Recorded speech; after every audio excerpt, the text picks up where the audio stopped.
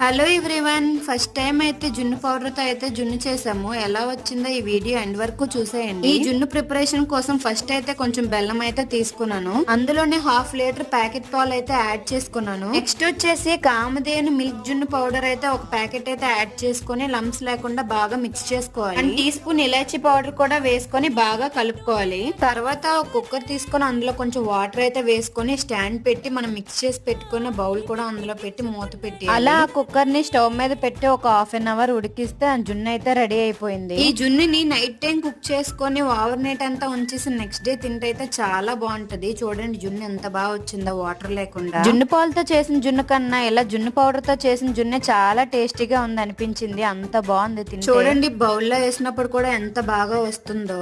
Powder జున్ను అయితే చాలా బాగుంది. మీరు ఎప్పుడైనా ట్రై చేయకపోతే ట్రై చేయండి. వీడియోని లైక్ చేసి ఇలాంటి మరికొన్ని వీడియోస్ కోసం ఛానల్ సబ్స్క్రైబ్ చేసుకోండి.